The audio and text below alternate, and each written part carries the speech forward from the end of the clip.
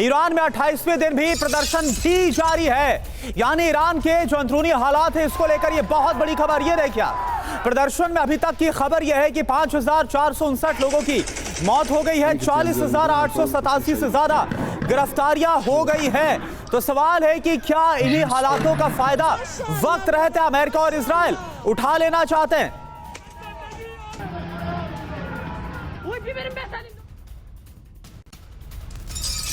और देखिए ईरान को लेकर अमेरिका की तरफ से क्या दावा किया जा रहा है, पेंटागन क्या कह रहा है आपको बताते हैं। ईरान फिर बना रहा है न्यूक्लियर प्रोग्राम, ईरान को परमाणु हथियार नहीं बनाने देंगे, ये पेंटागन का बयान सामने आया है।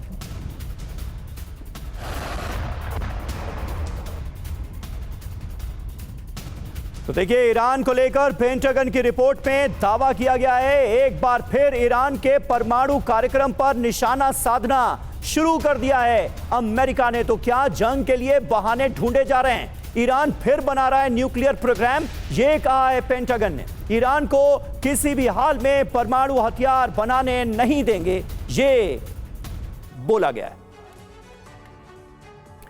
तो ईरान फिर बना रहा है परमाणु बम। अमेरिका का दावा देखिए क्या है, जून में हमले के दौरान ईरान के परमाणु हथियार तबाह हुए थे।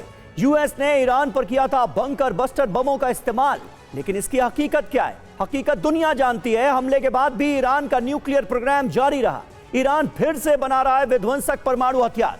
अमेरिकी हमलों में तबाह हुए परमाणु ठिकानों को फिर से शुरू कर दिया गया है। नेशनल डिफेंस स्ट्रैटेजी की रिपोर्ट में यह बड़ा दावा किया गया है। सरदाना साहब, क्या आधार ढूंढने की कोशिश हो रही है कि अमेरिका हमला क्यों करेगा? दुनिया को भी तो दिखाना है कि आखिर ये रीजन थे, अंदर प्रदर्शन हो रहे थे, लोग रिजीम चेंज करना चाहते थे और परमाणु कार्यक्रम को ईरान आगे बढ़ा रहा था। इस वजह से ये हमले अंजाम दिए गए। देखिए, अमेरिका को किसी को जवाब देने की जरूरत नहीं है। ये तो आपने देख ही लिया है कि वो अपने आप को सबसे ताकतवर देश मानते हैं और हैं भी सही, और ना वो यूएन की परवाह करते हैं ना ही किसी और की। तो किसी को बहाना, वर्ल्ड को बहाना देना कि हमने इसलिए अटैक किया, वो तो एक आफ्टर थॉट भी हो सकता है। यदि डोनाल्ड ट्रंप ने और इजराइल ने डिसाइड कर लिया, इजराइल भी नहीं सिर्फ डोनाल्ड ट्रंप ने डिसाइड कर लिया कि मैंने वेनेजुएला में तख्ता पलट कर दिया, मैं आज स्ट्रांग हूं, आज मैं ईरान पे भी करके ही रहूंगा, या चाहे उनके। लेकिन दुनिया को दिखाने के लिए ये तो बताया गया ना सर कि ड्रग कार्टेल जो है वो इसकी वजह है, बर्बाद हो रहा है देश, इसलिए हमें रिजीम चेंज करना है। इसलिए ये बहाने कि जो जगह 5 महीने पहले आपने बंकर बस्टर बम से तबाह कर दी थी, इतनी नीचे, आज वो 6 महीने में दोबारा खड़ी हो गई हैं कि आपको करना है। तो बहाने आप 50 दे सकते हैं, वो करने के बाद है जो जस्टिफिकेशन दी जा सकती है। लेकिन यदि उन्होंने डिसाइड कर लिया अटैक करने के लिए, तो वो अटैक होकर रहेगा। हमने देखा भी कि चाहे वेनेजुएला हो या फिर इसके बाद ग्रीनलैंड को लेकर जिद हो, डोनाल्ड ट्रंप की भले कितनी ही आलोचना होती हो, लेकिन इससे आगे कुछ नहीं होता और डोनाल्ड ट्रंप पर कोई फर्क नहीं पड़ता। एक और बड़ी खबर, ईरान पर किसी भी वक्त हो सकता है अमेरिकी हमला, यह बहुत बड़ी खबर है। ईरान पर हमलों के लिए तैयार है अमेरिकी फाइटर जेट।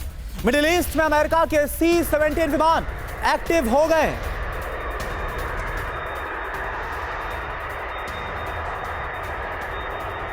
तो मिडिल ईस्ट में ईरान ने सिर्फ अमेरिका से ही नहीं बल्कि इजराइल से निपटने की पूरी तैयारी कर ली। अगर इजराइल ने ईरान पर हमला किया तो ईरानी सेना ने इजराइल में अपने टारगेट को लॉक कर दिया है। आपको एक एक करके बताते हैं ईरान इजराइल की किन किन जगहों पर हमला कर सकता है। नंबर 1 है गलील बेस, जो कि नॉर्थ में मिलिट्री हेडक्वार्टर है इजराइल में। इसके अलावा हाइफा जो कि नेवल बेस है इजराइल का, हाइफा पावर प्लांट, यहां पर ईरान हमला कर सकता है। Haifa oil refinery, Rafael company defence system supplier जो यहां पर, उस पर हमला हो सकता है। Tel Nof air base, military air base Israel का, यहां पर अटैक हो सकता है। मोसाद हेडक्वार्टर पर हमला हो सकता है।